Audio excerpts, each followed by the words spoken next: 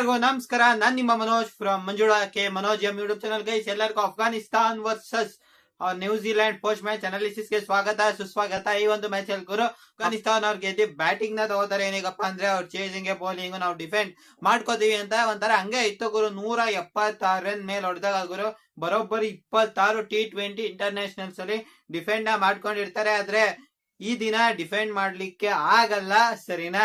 ಈ ದಿನ ನ್ಯೂಜಿಲೆಂಡ್ ಅವರೊಡೆ ಅದ್ಭುತವಾದ ಚೇಸ್ ಮಾಡ್ತಾರೆ ಅಂತಾನೆ ಹೇಳ್ಬೋದು. ನ್ಯೂಜಿಲೆಂಡ್ ಅಲ್ಲೂ ಸಹ ಸ್ಟಾರ್ಟಿಂಗ್ ರಚಿನ್ ರವೀಂದ್ರ ಮತ್ತೆ ಫಿನ್ ಅಲೇನ್ ಎಲ್ಲ ಔಟ್ ಆದಾಗ ಅವ್ರಿಗೂ ಒಂದ್ ರೇಂಜ್ ಬಾಯ್ಗ್ ಬಂದಿರತ್ತೆ. ಬಟ್ ಆದ್ರೆ ಕನ್ವಿನ್ಸಿಂಗ್ ಆಗಿ ಆರಾಮ್ಸಾಗಿ ಇನ್ನು 13 ಬಾಲ್ ಇದೆ ಅನ್ನಂಗೆ ಒಂದು ಕ್ಲಿಯರ್ ಕಟ್ ಆಗಿ ಸಖತ್ತಾಗಿ ಆಡ್ತಾರೆ ಗುರು. ಇವತ್ತು ಈ ಮ್ಯಾಚ್ ಬಗ್ಗೆ ಸ್ಟಾರ್ಟಿಂಗ್ ಇಂದ ಮಾತಾಡೋದಾದ್ರೆ ಗುರು, ಅಫ್ಘಾನಿಸ್ತಾನ್ ಅಲ್ಲಿ ಸ್ಟಾರ್ಟಿಂಗ್ ಗುರು ಹೆವಿ ಸ್ಟ್ರಗಲ್ ಮಾಡ್ತಿರ್ತಾರೆ. ನಮ್ ರೆಹಮಾನುಲ್ಲಾ ಗುರ್ಬಾಜ್ ಮತ್ತೆ ಇಬ್ರಾಹಿಂ ಜದ್ರಾನ್ ಅವರು. ಇವರ ಸ್ಟ್ರಗಲ್ ತುಂಬಾ ಇರೋದ್ ಗುರು. ಯಾಕಪ್ಪ ಅಂದ್ರೆ ಇವ್ರದ್ದು ಒಂಥರ ತಡ್ಕಾಡ್ತಿರ್ತಾರೆ, ಮತ್ತೆ ಬೌಂಡ್ರಿ ಹೋಗ್ತಿರಲ್ಲ. ನ್ಯೂಜಿಲೆಂಡ್ ಫೀಲ್ಡಿಂಗ್ ಹಿಂಗ್ ಮಾತ್ರ ಸೆಲ್ಯೂಟ್ ಹೊಡಿಲೇಬೇಕು. ನಮ್ಮ ಗ್ಲೆನ್ ಫಿಲಿಪ್ಸ್ ಅವ್ರ ಏನ್ ಗುರು ಅವ್ರದ್ದು ಎನರ್ಜಿ, ಮತ್ತೆ ಮಿಚೆಲ್ ಸ್ಯಾನರ್ ಅವ್ರ ಫೀಲ್ಡಿಂಗು ಗುರು, ಒಟ್ನಲ್ಲಿ ನ್ಯೂಜಿಲೆಂಡ್ ಫೀಲ್ಡಿಂಗು ಟಾಪ್ ಕ್ಲಾಸ್ ಅಂತಾನೆ ಹೇಳ್ಬೋದು ಗುರು. ಸ್ಟಾರ್ಟಿಂಗ್ ಗುರು ಒಂದ್ ರೇಂಜ್ ಒಂದ್ ಸ್ವಲ್ಪ ಚೆನ್ನಾಗಿ ಬರ್ತಾ ಇರತ್ತೆ. ಆಮೇಲೆ ಒಂದೇ ಓವರ್ ಅಲ್ಲಿ ನಮ್ಮ ಇಬ್ರಾಹಿಂ ಜದ್ರಾನ್ ಮತ್ತೆ ರೆಹಮಾನುಲ್ಲಾ ಗುರ್ಬಾಜ್ ಅವರು 6ನೇ ಓವರ್ ಔಟ್ ಆಗ್ತಾರೆ. ನನಗೆ ಆಮೇಲೆ ಏನಕ್ಕೆ ಕೊಡ್ಲಿಲ್ಲ ಗುರು ಮತ್ತೆ ಲಾಕಿ ಫರ್ಗ್ಯೂಸನ್ ಅವ್ರಿಗೆ. ಅವಾಗ್ಲೇ ಬುಡನ ತೆಗ್ದಿ ಬಿಡ್ಬೇಕಿತ್ತು, ಅಂದ್ರೆ ಬಗ್ದಾಗ್ಲೇ ಪೂರ್ತಿ ಬಗ್ಸಿ ಮುಳುಗ್ಸ್ ಬಿಡ್ಬೇಕು ಅಂತಾರಲ್ಲ ಆತರ. ಬಟ್ ಅದು ಮಿಚೆಲ್ ಸ್ಯಾನರ್ ಅವ್ರು ಕೊನೆಯಲ್ಲಿ ಬೇಕು ಅಂತ ಇಟ್ಕೊಂಡ್ರೆ ಗೊತ್ತಿಲ್ಲ. ಕೊನೆಯಲ್ಲಿ ನಮ್ಮ ಲಾಕಿ ಫರ್ಗ್ಯೂಸನ್ ಅವರು ಸಹ ಹೊಡ್ಕೋತಾರೆ. ಒಂದೇ ಓವರ್ ಅಲ್ಲಿ 2 ವಿಕೆಟ್ ಬಿದ್ಮೇಲೆ ಗುಲ್ಬದೀನ್ ನೈಬ್ ಮತ್ತೆ ಸದೀಕುಲ್ಲಾ ಅಟಲ್ ಗುರು ಅವ್ರ ಇಬ್ರದ್ದು ಹೆಂಗಪ್ಪ ಇರತ್ತಂದ್ರೆ ಸ್ವಲ್ಪ ಸ್ಟಾರ್ಟಿಂಗ್ ಸ್ಲೋ ಆಗಿ ಆಡ್ತಿರ್ತಾರೆ. ಗುಲ್ಬದೀನ್ ನೈಬ್ ಅವರು ನಂಬರ್ 3 ಅಲ್ಲಿ ಬರ್ತಾರೆ. ಅವ್ರು ಬರ್ತಿದ್ದೆ ಫಿನಿಶರ್ ಆಗಿ. ಪವರ್ ಪ್ಲೇ ಅಲ್ಲಿ ಅಷ್ಟು ರನ್ ಬಂದಿರಲ್ಲ. ರನ್ ಬೇಕೇ ಬೇಕಾಗಿರುತ್ತೆ ಅಫ್ಘಾನಿಸ್ತಾನ್ ಅವ್ರಿಗೆ ಈ ಡಿಫೆಂಡ್ ಮಾಡ್ಕೊಳಕ್ಕೆ. ಡಿಫೆಂಡ್ ಮಾಡ್ಕೋಬೇಕಲ್ಲ ಗುರು, ಏನಾದ್ರು ಇರ್ಬೇಕು ತಾನೆ ಡಿಫೆಂಡ್ ಮಾಡಕ್ಕೆ. ಏನು ಇಲ್ದೇನೆ ಡಿಫೆಂಡ್ ಮಾಡಕ್ ಆಗಲ್ಲ.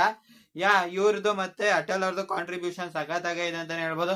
ಇವ್ರು ಅಟಲ್ ಅವರು ಒಂದ್ ರೇಂಜ್ ಆಡ್ತಿರ್ತಾರೆ, ಬಟ್ ಇವರು ಸ್ವಲ್ಪ ಕುಡ್ಕಿನೇ ಆಡ್ತಾರೆ. ಗುಲ್ಬದೀನ್ ನೈಬರ್ ಇವರು ಕೊನೆಯಲ್ಲಿ ಜಿಮ್ಮಿ ನಿಶಮ್ ಅವ್ರಿಗೆ ಪಾಪ ಅಲ್ಲಿ ಬಲಿಕಾ ಬಕ್ರ ಆಗಿದ್ದು, ಅವರೇ ಹೆವಿ ಹೊಡಿಸ್ಕೊಂಡಿದ್ದು ಅವರು. ಕೊನೆ ಲಾಕಿ ಫರ್ಗ್ಯೂಸನ್ ಆಮೇಲೆ ರಸೂಲ್ ಅವ್ರ ಒಂದ್ 20 ರನ್ ಪಾರ್ಟ್ನರ್ಶಿಪ್, ಒಮರ್ ಸಾಯ್ ಅವ್ರ ಒಂದ್ 14 ರನ್. ಅಂದ್ರೆ ಚಿಕ್ಕ ಕ್ಯಾಮಿಯನ್ ಆಡ್ತಾರೆ. ಮೊಹಮ್ಮದ್ ನಬಿ ಅವರು ಒಂದ್ 6 ಹೊಡಿತಾರೆ ಗುರು.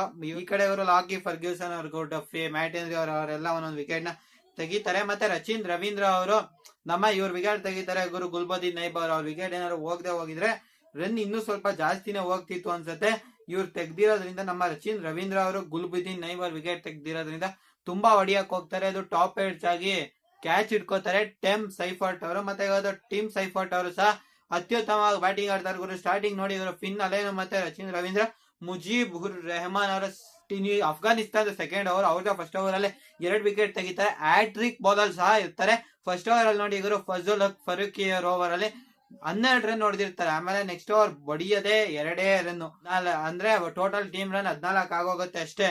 ಅಂದ್ರೆ ಫಸ್ಟ್ ಓವರ್ ಅಲ್ಲಿ ಬಂದಿದೆ, ಸೆಕೆಂಡ್ ಓವರ್ ಅಲ್ಲಿ ಏನ್ ಗುರು ಹಿಂಗಾಗ್ತು ಅಂತ ಅನ್ಕೊಂಡಿರ್ತಾರೆ. ಆಮೇಲೆ ಅವ್ರಿಗೆ ಒಂದ್ ಏನಪ್ಪಾ ಅಂದ್ರೆ ಒಂದ್ ಸ್ವಲ್ಪ ಬ್ಯಾಕ್ ಮೈಂಡ್ ಅಲ್ಲಿ ಇರತ್ತಲ್ಲ ಗುರು, 2024 ವರ್ಲ್ಡ್ ಕಪ್ ಅಲ್ಲೂ ಸಹ ಅಫ್ಘಾನಿಸ್ತಾನ್ ಅವ್ರ ಮೇಲೆ ನ್ಯೂಜಿಲೆಂಡ್ ಅವ್ರು ಸೋತಿರ್ತಾರೆ. ಆಮೇಲೆ ಅಫ್ಘಾನಿಸ್ತಾನ್ ಅವ್ರ ಮೇಲೆ ಯಾರು 176 ರನ್ ಕಿಂತ ಮೇಲೆ ಚೇಸ್ ಮಾಡಿರಲ್ಲ, ಅದೊಂದು ರೆಕಾರ್ಡ್ ಇರತ್ತಲ್ಲ. ಅವಾಗ ಒಂದ್ ರೇಂಜ್ ಇವ್ರಿಗೆ ಬೈಕ್ ಬಂದಿರತ್ತೆ. ಆಮೇಲೆ ಗುರು ಟೆಮ್ ಸೈಫರ್ಟ್ ಮತ್ತೆ ಗ್ಲೆನ್ ಫಿಲಿಪ್ಸ್ ಕ್ಯಾಮಿಯೋ ಇನ್ನಿಂಗ್ಸ್, ಅದ್ಭುತವಾದ ಇನ್ನಿಂಗ್ಸ್. ಇವ್ರಿಬ್ರಿಗೂ ಸೆಲ್ಯೂಟ್ ಹೊಡಿಲೇಬೇಕು ಗುರು. ಏನ್ ಗುರು ಆಡಿದ್ದು ನಮ್ಮ ಟೈಮ್ ಸೈಫರ್ಟ್ ಮತ್ತೆ ಗ್ಲೆನ್ ಫಿಲಿಪ್ಸ್ ಹೊಡಿಲೇಬೇಕು ಗುರು. ಫಾರ್ಮ್ ಅಲ್ಲಿ ಬಂದಿರು. ಆತರ ಆದಾಗ ಏನ್ ಮಾಡ್ತಾರೆ, ಒಂಚೂರು ಕಾಂಪನ್ಸೇಟ್ ಮಾಡ್ತಾರೆ. ಇಲ್ಲಿ ಕಾಂಪನ್ಸೇಷನ್ ಏನು ಇಲ್ಲ. ಅವ್ನ ಅಜ್ಜಿ ರುಬ್ಬು ರುಬ್ಬು ರುಬ್ಬು ರುಬ್ಬು ಅಷ್ಟೇ ಆಗಿತ್ತು. ಸಖತ್ತಾಗಿತ್ತು ಗುರು. ಗ್ಲೆನ್ ಫಿಲಿಪ್ಸ್ ಅವ್ರ ಇವ್ರು ಒಂಥರ ಗುರು. ಗ್ಲೆನ್ ಫಿಲಿಪ್ಸ್ ಅವ್ರ ಒಂಥರ ಬೌಲಿಂಗ್ ಆಗ್ತಾರೆ. ಬೌಲಿಂಗ್ ಮಾತ್ರ ನೆಕ್ಸ್ಟ್ ಲೆವೆಲ್. ಬ್ಯಾಟಿಂಗ್ ಚೆನ್ನಾಗಿ ಆಡ್ತಾರೆ. ಕೀಪಿಂಗ್ ಮಾಡು ಅಂದ್ರೆ ಕೀಪಿಂಗು ಮಾಡ್ತಾರೆ. ಬಟ್ ಇರೊಂಥರ ಫುಲ್ ಆಲ್ ರೌಂಡರ್ ಗುರು, ಎಲ್ಲಾನು ಮಾಡ್ತಾರೆ ಗುರು. ಆಮೇಲೆ ಗುರು ನಮ್ಮ ಗ್ಲೆನ್ ಫಿಲಿಪ್ಸ್ ಅವರು ರಶೀದ್ ಖಾನ್ ಅವ್ರ ಬೌಲಿಂಗ್ ಅಲ್ಲಿ ಔಟ್ ಆಗ್ತಾರೆ. ಆಮೇಲೆ ಚಾಪ್ಮನ್ ಅವರು ಒಂದಿಷ್ಟು ಒಳ್ಳೆ ಇನ್ನಿಂಗ್ಸ್ ನ ಹಾಡಿ ಕೊನೆಯಲ್ಲಿ ಗುರು ನಮ್ ಡ್ಯಾರೆನ್ ಮಿಚೆಲ್ ಅವರು ಮತ್ತೆ ಮಿಚೆಲ್ ಸ್ಯಾಡ್ನರ್ ಕ್ಯಾಪ್ಟನ್ ಆಗಿರುವಂತವ್ರು ನಿಧಾನಕ್ಕೆ ಆರಾಮ್ಸಾಗಿ ಇನ್ನೂ 13 ಬಾಲ್ ಇದೆ ನಂಗೆ ಈ ಒಂದು ಮ್ಯಾಚ್ ನ ಫಿನಿಶ್ ಮಾಡ್ತಾರೆ. ಗುರು ಈ ಒಂದು ಮ್ಯಾಚ್ ಅಲ್ಲಿ ಸ್ಟಾರ್ಟಿಂಗ್ ಸ್ವಲ್ಪ ಅನ್ಕೊಂಡೆ ನ್ಯೂಜಿಲೆಂಡ್ ಗೆ ಏನಾದ್ರು ಹೊಡಿಯತ್ತಾ ಅಂತ. ಯಾಕಂದ್ರೆ ಗ್ರೂಪ್ ಡಿ ಅದು ಗ್ರೂಪ್ ಆಫ್ ಡೆತ್ ಇದೆ. ಯಾಕಂದ್ರೆ 3 ಬಲಿಷ್ಠ ಟೀಮ್ ಗಳು, ಒಂದು ಡಾರ್ಕಾಸ್, ಅಫ್ಘಾನಿಸ್ತಾನ್ ಮತ್ತೆ ನಮ್ಮ ನ್ಯೂಜಿಲೆಂಡ್ ಮತ್ತೆ ಸೌತ್ ಆಫ್ರಿಕಾ ಇದೆ ರನ್ನರ್ ಅಪ್. ಅದರಿಂದ ಅದೊಂಥರ ಗ್ರೂಪ್ ಆಫ್ ಡೆತ್ ಇದೆ. ಇಲ್ಲೇ ಯಾವ್ದೋ ಒಂದು ಟೀಮ್ಗೆ ಗೇಟ್ ಪಾಸ್ ಅಂತ ಸಿಗತ್ತೆ. ಯಾವ ಟೀಮ್ಗೆ ಅಂತ ಹೇಳಕ್ಕಾಗಲ್ಲ. ಇನ್ ಮಿಕ್ಕಿದ ಗ್ರೂಪ್ ಗಳೆಲ್ಲ ಸ್ವಲ್ಪ ಪ್ರೆಡಿಕ್ಟ್ ಮಾಡ್ಬೋದು, ಆ ರೀತಿ ಇದೆ.